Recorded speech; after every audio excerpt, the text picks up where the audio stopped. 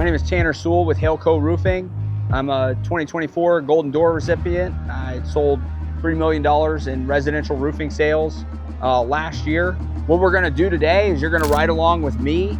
We're gonna talk to some homeowners, we're gonna have some interactions, and we're really going to dive into the basics of starting out in door-to-door roofing sales. So that's really what we're gonna focus on today, is just some tips, some tricks, some mindset things, and starting out in door-to-door.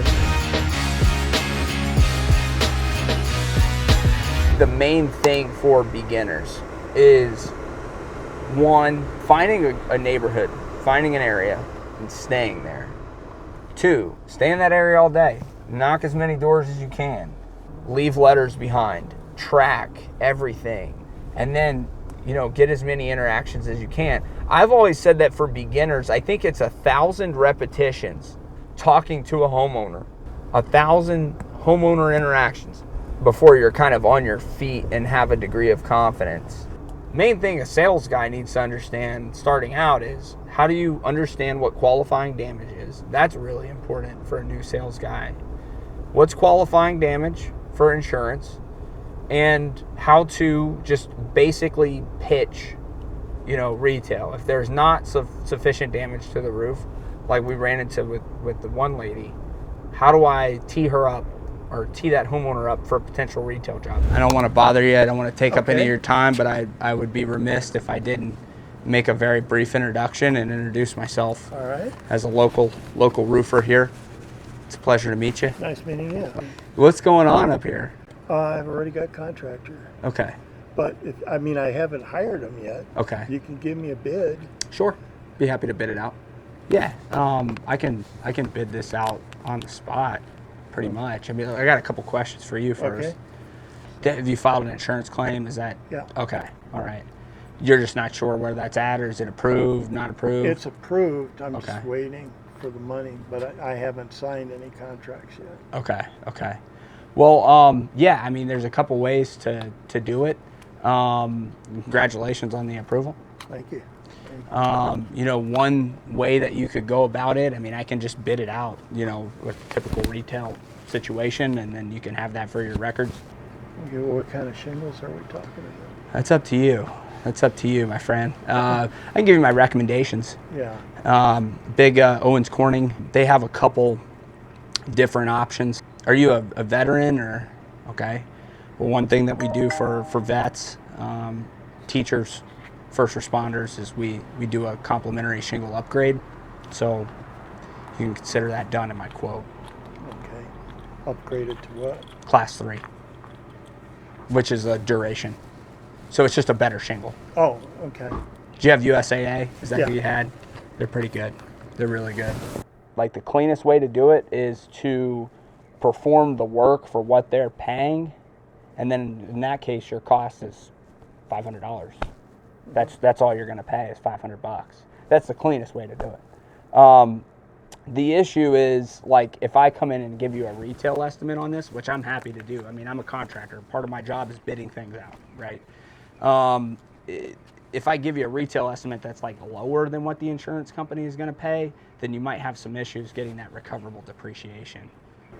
Would you have any objection if I at least put some eyes on that, what USAA is estimated? You got your $500, so your payout, which you should have around $10,607 in your bank account that they sent you. Yeah, so obviously you see all the line items here, and this is exactly what they're paying for it, down to the penny, literally, right down to the penny on everything. Then my fiduciary responsibility to you and to USAA would say, hey, I'm going to do the work for exactly what they're paying minus your $500, which of course is your policy obligation there. Mm-hmm. And then in doing so, we upgrade you to a Owens Corning duration class 3. Okay, now. But yeah, that would be, what I'm happy to do is write it up in a way that says, we're going to do the work exactly as it's spelled out in here. And then I will lay out very specifically what product we would use, which I think that's what you're asking me to do. Well, yeah, I'd sure like to know. Plus, I'd like to see, color sample because I know I want a light color, much later than this. Yeah, if this is done correctly, this will be the last roof you need. I hope so. Yeah, this will be the last one that you need. So, but yeah, I can get that written up for you. Do you mind if I just jot your information down No, as it's that's stated okay. here? That's great. What's the best email for you, sir? And best phone number for you? When would you like to circle up next? At your convenience. I'm not going to be around until tomorrow afternoon.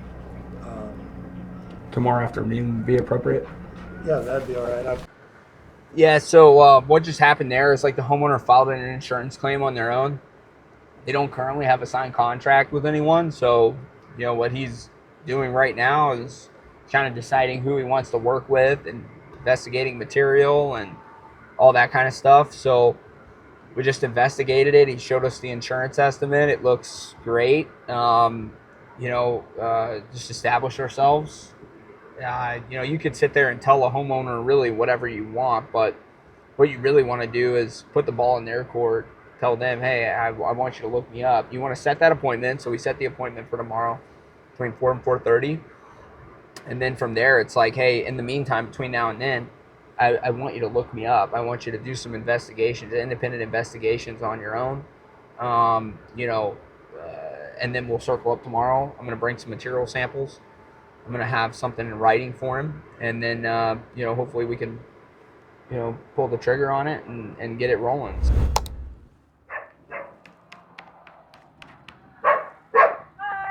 Hi. I wanted to... Sorry I set the alarm off. I take it you're the homeowner here? Perfect. My office is right off of Redfield. Russ, your neighbor, like right on the corner. Do you know him by chance? Yeah. He's like right on the corner. I'm meeting with him tomorrow about his roof. He had some hail damage on it. Okay. And I mean, I'm a local guy right here in the neighborhood. So when I was driving by this direction, did you kind of see what happened above the trash cans over there? Yeah. You're aware of it? Yeah, we're all good. Thank you, though. Okay. Thank you for your time. Very interesting. It's kind of in a hurry, like kind of chaotic. I mean, she was just like, whatever. I mean, you could kind of like work those situations a little more, but if the homeowner is like literally just like not willing to engage you at all, then it's kind of like, all right, I'm out. I'm never gonna like press an issue with the homeowner, or like try to like, annoy somebody like that. Yeah, I mean, when I started out like, it was in March or April of 2023. I just stayed like in one neighborhood. And I think I didn't sign a deal for like 30 days. And yeah, and then after a while, probably after 2 months, I probably had like 2 or 3 months, I probably had 8 deals, 8 or 9, 10, something like that. More than a handful. That all went through, that all got bought. For new people, like the mindset, that's a deciding factor. Skills aren't as important starting out as someone's mindset. That's what breaks a lot of people starting out. And I think if you really want to boil it down for new door-to-door people, it goes down to 2 questions, right? Like, do they trust you? And is the timing right? Those 2 questions get answered and you probably have a deal. And those things are critically important. The other thing is too, you have objections and you have conditions, and distinguishing between those 2. Remember, like a condition is something like, well, my brother's a roofer, or, they slam the door in your face, or they don't have the money to do it, or something like that. Something that's like out of your control that just kind of shuts it out. But you really want the objections, and learning how to navigate through those objections, anticipating those objections, like those kinds of things. But to boil it down simply, it's, I would say, for new reps, like 1,000 interactions with a homeowner. If you get 1,000 interactions with a homeowner, with homeowners, and you're able to stay in the pocket long enough to get 1,000 repetitions with them, then you should be just fine. That's 1,000 repetitions. Hello. Hello, sir. Well, I wanted to drop off my card to you. I'm a local roofer right off of Redfield Road. Yeah. The reason why I stopped by today, Mr. Russ, he's right on the corner, right over there. He had some hail damage on his roof from August. As a local business owner, I want to offer up at least a complimentary assessment of it. And if you were impacted, then I'll let you know, and you have my information. But I've got my ladder in my truck. I'm happy to give it a quick look for you. Let me talk to my wife. Yes, sir. I'll give it a quick look. If there's anything, sir, that you need to be made aware of, I'm going to take a picture of it for you. Okay. And just document it. But I'm going to video myself while I'm up there, just for my records and yours as well.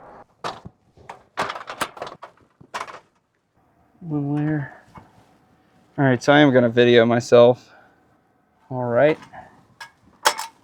Climbing up now.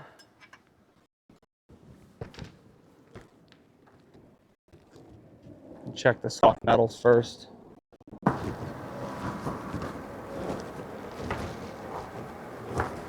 It's nice to meet you. I just got done inspecting your roof. There is some hail damage on the roof. Yeah. There is some there. I think the main question that I have for you, and I'm sure you're going to have some for me, but who is the carrier on the home? State Farm. It's State Farm. Yeah, I probably wouldn't do anything, at least from a claim standpoint. There's no wind damage. So there's no wind damage to the roof at all. There's some thermal cracking, but there's no wind damage.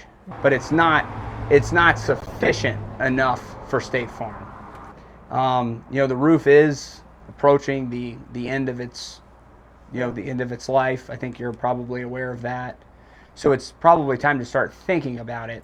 But I don't think it would be in your best interest to file a claim with State Farm. Unfortunately, I just don't. So I would be more than happy to write up a retail estimate for you, just something that's fair and at least even if it's for your records. Yeah. Then I can, when I do, if you're still around, I will be. then I can use it for comparison of the different companies. And as of right now, give me an idea what it would cost. Probably around 15,000. 15? Yeah. Okay. Well, And that would be tearing everything off, tearing all the layers off. It would include the flat roof, your ventilation, because your ventilation up there isn't great right now, and that's why you're having some of that thermal cracking pop up. So I wish I could take it through State Farm, but that would not be good for you. That would not be in your best interest. Yeah, I mean, they had State Farm. Not even worth it going through State Farm on that. It wouldn't have got approved for hail. No way. And there was no wind damage up there. So it's just not even like, you'd really be doing a disservice to that homeowner, because let's say you did file a claim on it. I mean, they'll deny that claim all day long. And unfortunately, I mean, insurance companies just aren't created equally. There was like hail damage on the roof, but the problem is that the collateral was just too small. So by collateral, I mean like, what did the hail leave behind? And didn't leave behind much. It can do damage to it, but State Farm looks at the size of the collateral and takes that into very serious consideration in the process. So it just wasn't worth it. I mean, because she had a claim on her record, you know, it been an unpaid claim, just totally not worth it. If she had like USAA or Chubb or Encompass, maybe even Travelers, I mean, they probably would have focused more on the hail damage on the roof and less on the collateral. Because, I mean, it was there, but it wasn't like it's a dark roof too, and seeing hail damage on a dark roof is really challenging. It's really difficult.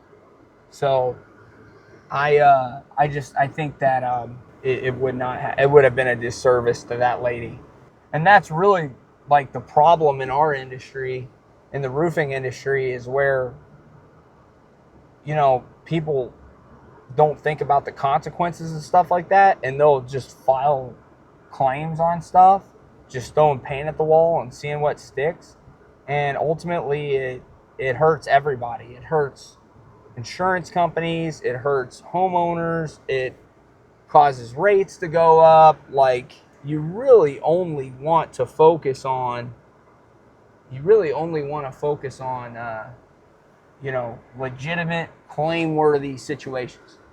The reason why I was in the neighborhood today is Mr. Russ called me out, and he had filed an insurance claim on his roof with USAA, and there was some hail in the neighborhood in August, and ended up getting approved. So I wrote up an estimate for him, and so I can see from the ground that this roof is kind of old. Well, it's seen a few winters. Yeah. How long have you been in the home? Since 91. Oh, wow. Yeah. The other thing I was going to offer you up just while I'm here, I mean, I'm happy to take a video of what's, if I see anything, if I see that you actually were impacted from the storm, I'll document it for you. You have my information. If you want to speak with me again, you can give me a call. But always worth, especially on an older roofing system, just to at least have it assessed, So I'm happy to look at it. All right. Well, I'll talk to my wife about it. I know I think it's still working okay, and we're not noticing problems with it. But it's not going to leak out here in Arizona. It's almost impossible to have a roof leak out here unless the roof flies off. But that's few and far between. Mainly with hail, what you'll see, and you might have seen some of it around the property, is you'll see some of the granules kind of around the perimeter. Mm-hmm. Yeah, a little. I probably have. Yeah. Yeah, that's symptomatic of that. There's a lot more to it than just that. But if it was affected, it's not going to give you any immediate problems. Mm-hmm. Like it's not going to set off a fire or something. Right. But it's over time, it will just prematurely deteriorate it. So let's just hypothetically say you had 10 years left on the roof. Uh-huh. And let's say it did get hit with hail. Well, now you've just cut that down substantially. Yeah. So I can also use a drone as well, because you don't know who I am right now. I just met you, but I can fly my drone up too. And I can assess it like that. That way I'm not walking all over your roof. So I'm happy to do a drone assessment, video that for you, email it to you, and then, touch base with me when you want. I'm literally right off of Redfield Road. It's like 2 miles down the street. Okay. All right. So. All right. Well, thanks. Think about it. Okay. Thank you. I didn't catch your name. I'm John. Mr. John? Yeah. Tanner Sewell. Hi, Tanner. Pleasure to meet you. Anytime you hear the wife objection, it's a really interesting objection. I'll talk to my wife about it. Sometimes it's like they're in a rush and they're kind of caught off guard, and they're kind of like, I don't know who you are, you just stopped by my house. So sometimes you can kind of stay in the pocket a little bit. So I tried to overcome it by just saying, hey, well, yeah, I'll just take care of a drone inspection for you, no problem. I'll do a drone assessment and check it out like that. But he wasn't too thrilled about that. So it is what it is. And then, of course, with that comes confidence, right? Like, confidence is everything, man. Like, the minute that you're able to say, hey, I know if I go out today and I talk to 100 homeowners, chances are I'm going to get a deal, or I'm going to get, a good handful of leads, I'm going to get stuff like that. That's really where it is. But I think starting out was without question the hardest part. Now, once it's all down and you get your rhythm down and you understand like how to do it, then you're lethal at that point. The world is your oyster, and you can call your shots on things. That was really covering just the basics of starting out in door to door. It's kind of a recap, and there's lots of takeaways from this. I'm really curious to know what your takeaways were from this video and what value you got out of this. So like, subscribe, love to know what you took away. So put that takeaway in the comments. If this is something that interests you and something, you're ready to make a change and ready to make some life-changing money and make a positive impact in the community, reach out. You know, I take my training very seriously, and you know, if this is something that you're interested in, reach out to us. You can pop in the truck with me as long as you need to do that to get this down. So if you want to work with me directly, reach out. We'd love to chat. Click the link down below. And don't forget to like, subscribe, comment what your takeaway was from today's training.